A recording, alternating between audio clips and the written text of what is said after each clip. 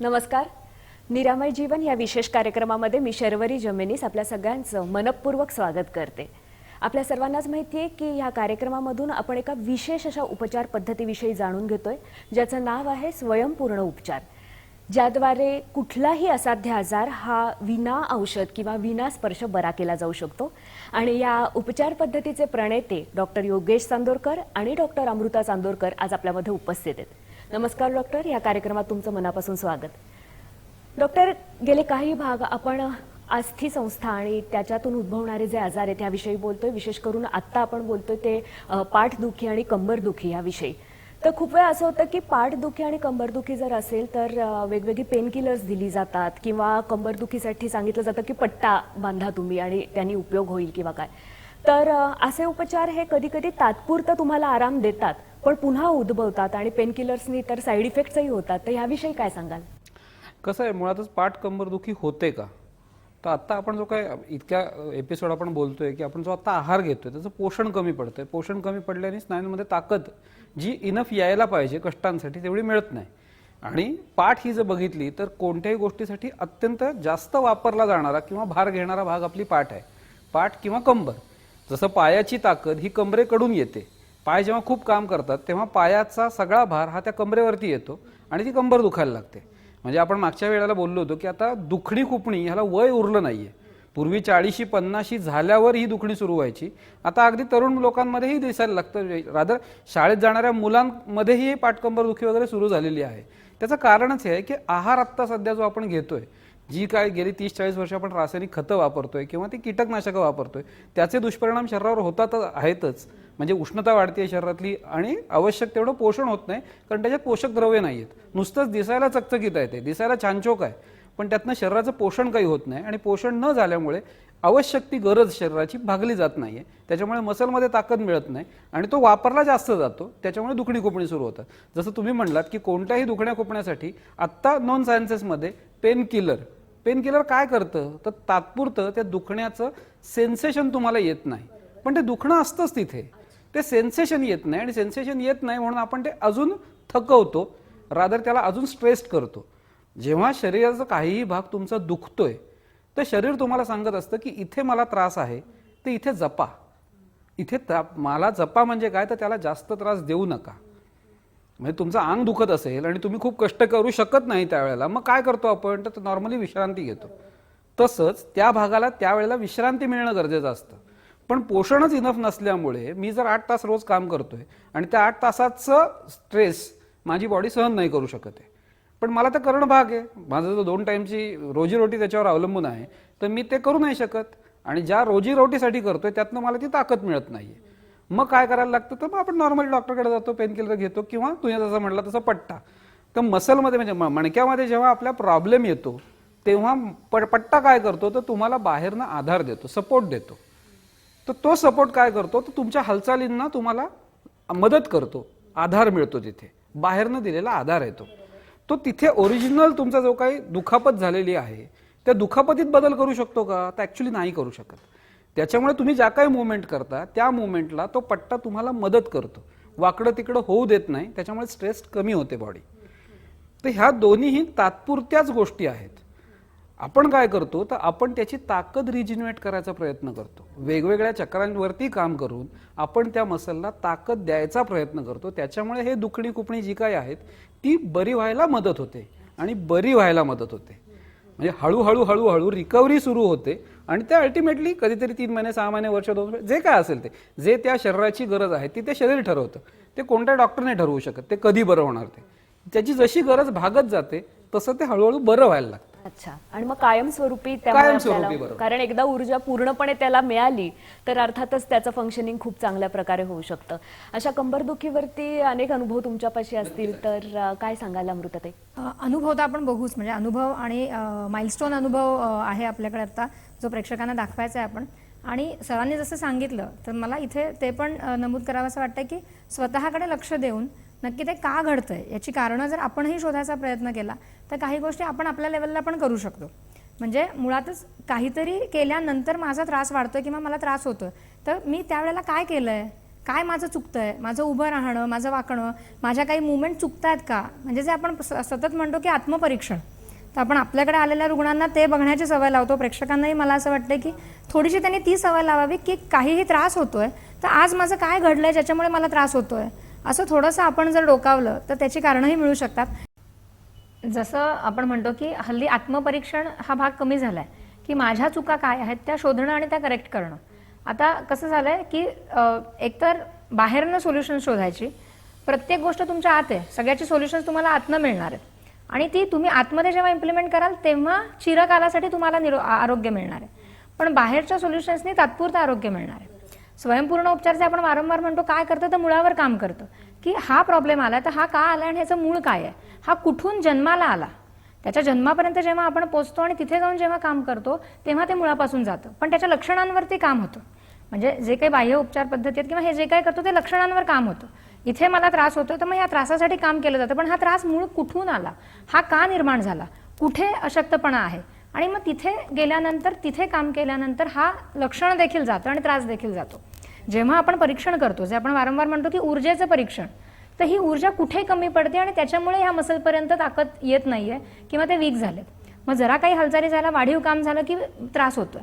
मग ते कुठून तो अशक्तपणा आलेला आहे, कुठलं तत्व कुठे कमी प्रमाणात मिळते, आणि मग तिथे ते परीक्षण झाल्यानंतर तिथे ते पुरवणं. सुरुवातीला ते बाहेरनं पुरवणं, पुन्हा एकदा सुरुवातीला जर तिथे जनरेट होत नाहीये, तिथे ती ताकद हवी आहे पण शरीर ती जनरेट करू शकत नाहीये, मग ती तिथे आत्ता एक्सटर्नली पुरवणं. पण त्याला ती जनरेट करण्यासाठी ताकद देणं म्हणजे काय की शरीर हे आत्तापर्यंत निरोगी होतं आणि आता त्याला त्रास व्हायला लागलाय. तर आता त्याला त्रास व्हायला लागलाय कारण की त्याला ती ऊर्जा मिळत नाहीये. ती ऊर्जा आपण देतो आणि त्याचा त्रास घालवतो. जसं तुम्ही म्हणालात तर अनुभव आपल्याकडे भरपूर आहेत आणि नंदा मॅडमचा अनुभव मला सगळ्यांना दाखवावा असं वाटतं कारण तो माइलस्टोन अनुभव आहे. माझं नाव नंदा कोचियन. मी 2013 पासून दुखण्याने 2 महिने कंटिन्यू बेड रेस्टमध्ये होते. डॉक्टरनी सांगितलं ते पेन किलर किंवा बेल्ट वापर वगैरे, बाकी विटॅमिन डी असे सगळे काही गोळ्या दिलेले, पण एका पेन किलर घेतल्याशिवाय माझं काम काही होईना. शेवटी डॉक्टर म्हणाले जेव्हा गरजेचं असेल तरच तुम्ही पेन किलर घ्या, पण त्याशिवाय मी 2 वर्ष घरातच होते झोपून, कारण 5 मिनटं काम करायचं, 5 मिनिटं रेस्ट द्यायचं, तसं म्हणजे संपूर्ण काम कंटिन्यू मी करू शकत नव्हते. 2013मध्ये माझी मुलगी गरोदर होती म्हणून ती रेस्टसाठी माझ्याकडे आली, पण त्याच वेळेला मी पण अशी बेड रेस्ट म्हणून पडले. नंतर मला आईकडे जावं लागलं. दोघेही आम्ही आईकडे होतो. 2 महिने तिकडे राहिलो, परत आलो.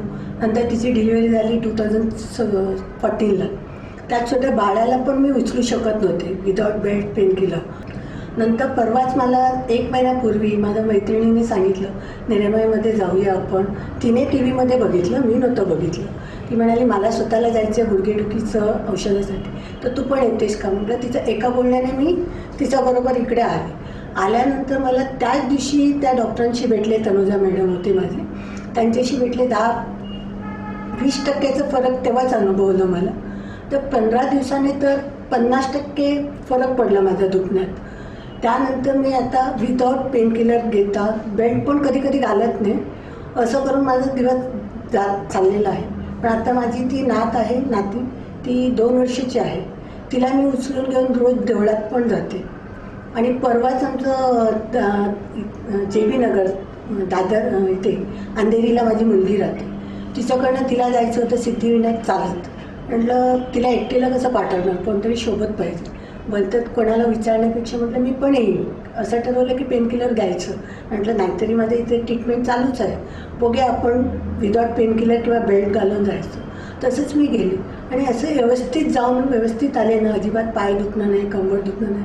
नाहीतर मला आधी एवढं कंबर दुखायचं, 5 मिनटं मी उभी राहू शकत नाही, चालत तर अजिबात शकतच नव्हते. 2 वर्ष मी घरात आतच होते. त्याच्याबरोबर माझा मुलगा पण लहानच आहे, तसं म्हणजे 22 वर्षाचा आहे. तर मी डॉक्टरांना तेच म्हणायचे, मला नुसतं त्याचा डबा करायचं, तेवढं तरी ताकद देऊ दे. देवाची पण माझी प्रार्थना तीच होती. बाहेरचं तो खाल्ला म्हणजे त्याचं तब्येत बिघडायचं, त्यासाठी मी देवाकडे तेच प्रार्थना करायची. आणि इकडे पण येऊन मॅडमना तेच सांगितलं मी. शेवटी आता मी त्याच्या डबापासून सगळं काय करते आणि एवढं without pain killer, without belt, हे एवढं बरं वाटलं आहे मला. माझं तर मी 100% सांगेन की एवढं बरं आहे. ते शिवणकाम पण मी करायचे, ते पण करते. तेवढ्याशा बाळाला मी कपडे शिवायचे, एवढी छान वगैरे शिवते. म्हणजे या बाळाला बघून असं वाटतं हिच्यासाठी मी काही करू शकत नाही. आता असं छान शिवते मुलीसाठी कपडे शिवणं. आता एवढं मला अनुभव झालेला 100%च.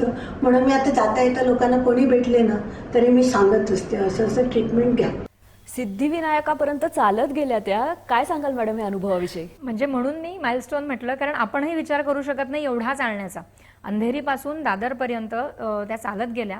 वेअरॅज जेव्हा की त्यांना इतका मेजर त्रास होता की त्या बेडरिडन होत्या काही काळ, आणि त्याच्यानंतर पण पेन किलर घेऊन फक्त जीवनावश्यक ज्या काही गोष्टी आहेत त्या करणं, थोडाफार स्वयंपाक जो आवश्यक आहे तो करावा लागतो तेवढं करणं, आणि ते पण बसत उठत करणं, इतकी वाईट त्यांची परिस्थिती होती. आता पुन्हा मला इथे थोडंसं स्वयंपूर्ण उपचारांबद्दल सांगायचं आहे की जे मगाशी आपण म्हटलं की पेन किलर घेऊन त्या काम करत होत्या. म्हणजे काय, तर पेन किलर घेतल्यानंतर त्यांचं ते दुखण्याचं सेन्सेशन जात होतं, त्यांना जाणवत नव्हतं दुखणं, आणि त्यामुळे त्या वेळेमध्ये त्याचा असर जोपर्यंत आहे तोपर्यंत त्या काम करून घेत होत्या. बरोबर. आता ज्या वेळेला हे काम केलं जातं त्यावेळेला त्या स्नायूंना त्रासच दिला जातो ना, म्हणजे त्याचं एक्झर्शनच होतं, कारण त्यांच्यात ताकदच नाहीये. त्याच्यामुळे ज्या वेळेला पेनकिलरचा तो परिणाम कमी होतो त्यावेळेला ते दुखणं परत येतं आणि ते थोडंसं वाढून येतं, कारण तेवढ्या कालावधीमध्ये तुम्ही त्याला कष्ट दिलेत. आणि असं त्या सतत करत होत्या. आता ह्याच्यामध्ये बरं होण्याची ही प्रोसेस होती का, तर नाही. हे हल्ली पेन मॅनेजमेंट म्हणतात. तर ते मॅनेज कसं करायचं याच्याबद्दल बरंच हल्ली सांगितलं जातं. तर आपण हे बरं करण्यासाठी काम करतो. जेव्हा त्या आल्या आणि स्वयंपूर्ण उपचार सुरू झाले तर आपण काय करतोय, तर त्या मसल्सना जी ताकद मिळत नाहीये ती सुरुवातीला आपण त्याला एक्सटर्नली ताकद देतोय, कारण त्याला ताकद हवी आहे. आणि त्याचबरोबरीने त्याचं मूळ म्हणजे कुठून हे सगळं निर्माण झालेलं आहे, मग कुठल्या चक्रांमध्ये दोष आहे आणि कुठली चक्र योग्य प्रमाणात ऊर्जा घेऊ शकत नाहीयेत आणि त्याच्यामुळे त्या स्नायूंना ती मिळत नाहीये, हे आधी पाहिलं जातं. आणि त्यानुसार आता दोष म्हणजे काय, आपल्या उपचारांमध्ये दोष म्हणजे काय, तर ऊर्जा घेऊ शकत नाहीये, कारण ऊर्जा वाहिनी नाड्यांमध्ये ती डिसीज्ड एनर्जी साठलेली आहे. ती साठल्यामुळे त्या चोक झाल्यात, आणि चोक झाल्यामुळे त्यांना वातावरणातली आवश्यक ऊर्जा घेता येत नाहीये. मग ते जे काही साठलंय ते घालवणं खूप गरजेचं असतं, कारण जोपर्यंत ते निघत नाही तोपर्यंत ते वातावरणातनं घेणार कशी. मग फक्त मी देतच राहिले की मी आता त्याला मदत हवी आहे ना, मग मी बाहेरनं ऊर्जा देते, फक्त देण्याची प्रोसेस केली तरीही ते कधीच बरं होणार नाहीये. त्याला त्याची रिक्वायरमेंट कायमच असणार आहे आणि आपण त्याला फक्त देणार आहोत. तर नाही देतो का आपण, कारण आत्ता हवंय कमी पडतंय म्हणून, मग ते वापरलं जातं आणि ते संपतं. आणि त्याचबरोबरीने प्रत्येक ट्रीटमेंटला आपण काय करतो, तर हे जे काही त्या ऊर्जावाहिनी नाड्यांमध्ये साठलेली दूषित ऊर्जा आहे ही आपण स्वच्छ करत असतो. ती खूप काळापासून साठली आहे, त्याचं साठवणूक बरीच आहे. मग ती प्रत्येक ट्रीटमेंटला काही प्रमाणामध्ये ती ऊर्जा आपण स्वच्छ करत असतो. हळूहळू त्या ऊर्जावाहिनी नाड्या स्वच्छ व्हायला लागतात. त्या जशा स्वच्छ व्हायला लागतात तसे ते वातावरणातून ऊर्जा घ्यायला सुरुवात करतात. असं धरून चाला की पार्शली ती ऊर्जावाहिनी नाडी स्वच्छ झाली, 50% क्लीन झाली, तर 50% ऊर्जा यायला लागली ना, म्हणजे मी जे देते ते आपण देतोच आहोत ऊर्जा, आणि त्याचबरोबर शरीर पण घ्यायला लागतंय. त्याच्यामुळे ते ड्युरेशन, बरं राहण्याचं ड्युरेशन वाढायला लागतं. म्हणजे पूर्वी समजा मी 15 मिनिटं उभी राहायचे आणि त्याच्यानंतर मला त्रास व्हायला लागायचा, तर आता मी अर्धा तास उभी राहू शकते, आता मी 1 तास उभी राहू शकते. हळूहळू त्याची ताकद वाढायला लागते. जशी ताकद वाढायला लागते तसं आपण देणं कमी करायला लागतो, ट्रीटमेंट हळूहळू कमी व्हायला लागतात. आणि आता जसं सांगितलं त्यांनी ते आता बऱ्या आहेत. एकदा ऊर्जावाहिनी नाड्या पूर्ण स्वच्छ झाल्या की तुम्हाला आमच्या मदतीची गरज लागत नाही, तुम्ही पूर्ण बरे होता. वा, तुम्ही जसं मगाशी म्हणालात की आत्मपरीक्षणाची सुद्धा खूप गरज आहे, तर आपण स्वतःच्याच हालचाली बघत नाही कधी कधी, किंवा हे नकळतपणे आपल्याकडनं काही गोष्टी होत असतात की जो शरीराचा एक आदर पण राखला पाहिजे, की आपल्याकडनं किती ज्या गोष्टी चुकीच्या केल्या जात आहेत, वाकणं असेल किंवा होतंय की नाही चालणं रोजच्या रोज, जर खूप वेळ बसणं असेल तर. पण कधी कधी असं होतं ना की आपली कार्यपद्धती किंवा आपलं प्रोफेशन जे असतं, तर तिथे आता शिक्षिका असेल तर उभंच राहायला लागतं, 4-4 तास उभं राहून शिकवायला लागतं, किंवा IT असेल तर बसायलाच लागतं. तर अशा वेळेला ज्या वेळेला असे काही आजार उद्भवतात तर त्याविषयी काय सांगाल? ना, उद्भवलेल्या आजारासाठी आपण आहोतच. आपण हे आत्मपरीक्षण कशासाठी म्हटलं, की काही सर्टन ट्रीटमेंट झाल्या आणि आता मला बरं वाटायला लागलं, तर ते परत होऊ नये म्हणून आत्मपरीक्षण.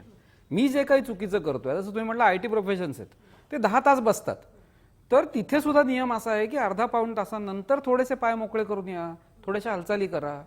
किंवा जसं शिक्षक आहे तुम्ही म्हणताय की 4 तास ते उभे राहतात, तर 4 तास उभं राहून जर त्या माणसाला त्रास होत असेल किंवा त्या स्त्रीला त्रास होत असेल, तर काहीतरी 15 मिनिटं, अर्धा तास ह्याच्यानंतर काहीतरी मुलांना करायला लावणं आणि 1-2 मिनिटं बसणं, म्हणजे जर मला झेपत नाही आहे 4 तास उभं राहणं, तर त्याच्यासाठी मीच माझं काहीतरी सोल्युशन काढलं पाहिजे. 2 मिनिटं म्हणा, 5 मिनिटं म्हणा, 5 मिनिटं बसल्यानंतर मला बरं वाटतंय, मग हरकत नाही. मी काहीतरी शिकवताना एक असा काहीतरी त्यांना त्यांच्यात काहीतरी करायला द्यायचं आणि मी 2 मिनिटं विश्रांती घ्यायची. किंवा जर मी समजा गणित शिकवतोय तर कोणाला तरी मुलाला बोलवायचं, बाबा रे गणित सोडव, तोपर्यंत आपण बाजूला बसलो आणि तुला काय समजलं ते एक्सप्लेन कर. मी एक उदाहरण म्हणून सांगितलं तुम्हाला की शिक्षक असेल, शिक्षकी पेशा असेल तर असं करता येईल. किंवा आय टी प्रोफेशन्स असेल तर थोड्या हालचाली होणं जर तुमच्या शरीराची गरज आहे तर हे तुम्ही केलं पाहिजे. आता तुम्ही जे म्हणताय ना, तर अशा पद्धतीचे भरपूर म्हणजे सिक्युरिटी गार्ड्स असतील, त्याच्यानंतर सेल्समन म्हणजे मार्केटिंगमध्ये असणारी लोक, अशा पद्धतीचे बरेच पेशंट येतात आपल्याकडे. आणि आपल्याकडे एक पेशंट म्हणण्यापेक्षा तरुण मुलगा जो बिझनेसमन आहे, ज्याचं दुकान आहे आणि उठणं बसणं सतत उभं राहणं याच्यामुळे त्याला हे त्रास उद्भवलेले होते. सोलापूरवरनं तो येऊन आपल्याकडे ट्रीटमेंट घेत होता आणि तो पूर्ण बरा झाला. आता आपण त्याचा अनुभव पाहू, म्हणजे तुम्हाला कळेल की त्याच्यामध्ये पण सोल्युशन आपण देऊ शकतो. नक्कीच. राहुल खानचंद कुकरेजा फ्रॉम सोलापूर. काही महिन्यापूर्वी मला पाठीचा खूप त्रास होत होता, ज्याच्यामुळे मला चालणं उठणं बसणं इतकं अवघड होत होतं की मला एकदम स्वतःलाच कंटाळा आला होता. पण माझ्या एका मित्राच्या आजीने त्यांनी मला निरामयाची बातमी दिली आणि मी ट्रीटमेंट चालू केलं. स्टार्टिंगमध्ये तर विश्वास बसतच नव्हता की हे असं होऊ शकते. जेव्हा एक वन वीक मी पूर्ण ट्रीटमेंट घेतली, त्या दरम्यान माझं पूर्ण जे काही पाठीचा त्रास होता ते हळूहळू कमी होत गेला. कमी होत कळतच नव्हतं की त्रास आहे का नाही. स्टार्टिंगमध्ये 3 टाइम्स ट्रीटमेंट सांगितलेली घ्यायला. 2 मंथ्स मी कंप्लीट केले. नंतर फॉलोअपला गेल्यावर 3च्या ऐवजी 2 झाले त्याची ट्रीटमेंट. आणि ट्रीटमेंट घेता घेता सोबत पाठीच्या ऐवजी जे काही अदर आपल्याला आजारी होते, जेव्हा सर्दी असेल, खोकला असेल, तेही आम्ही जेव्हा कॉलवर सांगत होतो की आम्हाला अमुक त्रास आहे, त्याच्यावरही ते ट्रीटमेंट घेत होते. ट्रीटमेंट झाली की एक फ्रेशनेस येतो. जरी कितीही मूड ऑफ असला किंवा आपल्याला वीकनेस वाटली, पण आपलं ट्रीटमेंट घेतलं म्हणजे आपल्याला एक एनर्जी यायची. कंप्लीट मी 6 मंथ्स घेतलो. 3, 2, 1 असे 3 टाईप्समध्ये मी माझी ट्रीटमेंट फॉलो पूर्ण रेग्युलर केली आणि आता तर मी पूर्णपणे बराच आहे. आता माझा ते आजारसुद्धा नाही. मी जेव्हा डॉक्टर्सला विचारलेलं तर डॉक्टर्स म्हणलेले की बॅकमध्ये काहीतरी स्पेस आलेला आहे, त्यामुळे तुम्हाला तो आजार आलेला आहे, त्यामुळे तुम्ही जास्त रेस्ट घ्या. पण मी सध्या माझ्या बिझनेसमध्ये आहे की मला तिथं रेस्ट भेटत नाही. मी सिटिंग आणि स्टँडिंग हे दोन्ही कंप्लीट मला तिथं द्यावं लागते अटेंडन्स, त्यामुळेच मला ते भेटत नव्हतं. आणि जेव्हा ट्रीटमेंट घेतली, ट्रीटमेंट पूर्ण झाली, सध्या तर मी आता फुल फ्रेशमध्ये पण आहे, बरा पण आहे आणि मला आता सध्या काहीच त्रास नाही. डॉक्टर, खरोखरच म्हणजे एवढ्या तरुण वयात तुम्ही जे म्हणालात की आजकाल वयाचं काही मर्यादाच राहिलेली नाही, आजार कुठल्याही वयात उद्भवू शकतो, तर त्याचंच आता उदाहरण होतं. तर काय सांगाल या अनुभवाविषयी? आता जसं तो म्हणाला की तरुण मुलांना पटत नाही किंवा तरुण काय कुणालाही ही उपचार पद्धती डायजेस्ट व्हायला समजायला थोडी अवघड आहे. कारण ह्याच्यामध्ये आपण औषध देत नाही, स्पर्श करत नाही आणि आपण फिजिकल डिसीज हा बरा करतोय. त्याच्यामुळे जेव्हा त्याला कुणीतरी सांगितलं तेव्हा तो म्हणला की असं कसं घडेल, पण ऑलरेडी सगळं करून झालेलं होतं आणि तुम्ही एवढ्या विश्वासाने सांगताय तर करून बघू. सोलापूरवरनं तो आला होता आणि त्याच्यानंतर तो म्हणला ठीक आहे, ट्रीटमेंट घ्यायला सुरुवात केली. ज्या वेळेला घेत होता तेव्हा अविश्वासाने घेत होता. म्हणजे आपण म्हणतो की विश्वास हा काय करतो तर तुमची रिकव्हरी लवकर होते त्याच्यामुळे, पण हा इथे अविश्वास होता 100%.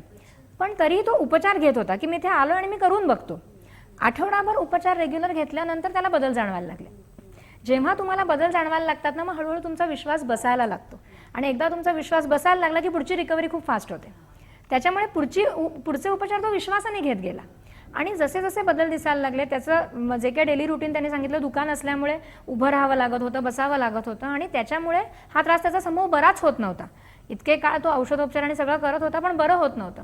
पण जशी उपचार सुरू झाले, जसे त्याच्या मसल्सना ताकद मिळायला लागली, हळूहळू आतून ज्या गोष्टी बिघडलेल्या होत्या, म्हणजे पुन्हा पुन्हा आपण म्हणतो की आपल्याला फक्त फिजिकल बॉडी माहिती आहे, आपल्याला एनर्जी बॉडी माहितीच नाही, ज्याच्यावर स्वयंपूर्ण उपचार काम करतात.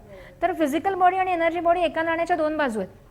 ज्या वेळेला तुमची फिजिकल बॉडी वीक होते त्यावेळेला तुमची एनर्जी बॉडी वीक होतेच आणि एनर्जी बॉडीवरती काम केल्यानंतर ऑटोमॅटिकली तुमची फिजिकल बॉडी स्ट्रॉंग होते. हे क्षेत्र आपल्याला माहित नाहीये ज्याच्यावरती आपण काम करतो. तर तुमचं फिजिक वीक झालंय म्हणजे तुमची एनर्जी वीक झालेलीच आहे. आणि स्वयंपूर्ण उपचार काय करते तर तुमच्या ऑरातले सगळे दोष काढते. ही तुमची सप्तचक्र आहेत. सप्तचक्र ही तुमच्या एनर्जी बॉडीतले ऑर्गन्स आहेत, जे ऑर्गन्स वीक झालेत आणि त्याच्यामुळे तुमचे फिजिकल ऑर्गन्स किंवा फिजिकल मसल्स हे वीक व्हायला लागलेले आहेत. तर हे एनर्जी बॉडीतले जे ऑर्गन्स आहेत म्हणजे चक्र, याला आपण एनर्जी देतो. याच्यातले दोष आपण एनर्जीच्या मार्फत काढतो. ह्या पंचतत्वांची जी ऊर्जा आहे ही जिथे जी कमी पडते तिथे ती पुरवली जाते आणि ऊर्जावाहिनी नाड्या ज्या सतत ऊर्जा घेत आहेत आणि तुमच्या शरीराला पुरवतात. या ऊर्जावाहिनी नाड्या जशा स्वच्छ होतात त्या जशा 100% ऊर्जा घ्यायला लागतात तसं तुम्हाला प्रत्येक चक्राला योग्य ऊर्जा मिळते. एक तुम्ही जे आता म्हणाला त्याच्यावरनं मला वाटलं की तुम्ही म्हणाला कधी कधी अस्वच्छ असतात त्या नाड्यांमधली ऊर्जा, ती आधी अस्वच्छ ऊर्जा बाहेर काढली जाते. ती बाहेर काढत असताना परिणाम पॉझिटिव्ह झालेला कदाचित कळत नसेल, थोडा वेळ लागत असेल, कारण पहिली ऊर्जा नवीन फ्रेश ऊर्जा मिळेल तोपर्यंत. तर मग अशा वेळेला त्यांचा संयम राहतो का पेशंटचा? आता हा पेशंट टू पेशंट डिफर आहे. म्हणजे जसं त्यांनी सांगितलं की त्याला आठवड्याभराने रिझल्ट मिळायला लागले. मेडिकल केसेसमध्ये ते पहिलेच रिझल्ट दिसायला वेळ लागू शकतो, 15 दिवस महिने पण लागू शकतं. पण तुम्ही जर पेशन्स ठेवले तरच तुम्ही बरे होणार आहात. उतावळेपणाने काहीच मिळत नसतं. त्याच्यामुळे मला सगळ्यांना सांगायचं आहे की पेशन्स हे कुठल्याही बाबतीत पेशन्स ठेवा तरच आपण बरे होऊ शकतो. आणि किती वेळ लागणार हे तुमच्या शरीरावर अवलंबून आहे. सो ट्रीटमेंट रेग्युलर घ्या. अगदी बरोबर आहे. आज खरोखरच खूप महत्त्वाचा विषय तुम्ही मांडलात आणि सगळ्यात महत्त्वाचं म्हणजे मला वाटतं की आत्मपरीक्षण, जी आता सध्या काळाची खूप गरज आहे. तुम्ही आज इथे आलात आणि आम्हाला ही एवढी चांगली माहिती दिली, त्याबद्दल गाईड केलं, त्याबद्दल तुमची मनापासून आभारी आहे. वेळ झाली आज इथेच थांबायची, पण पुढच्या वेळेला पुन्हा भेटूया. बघत राहा निरामय जीवन.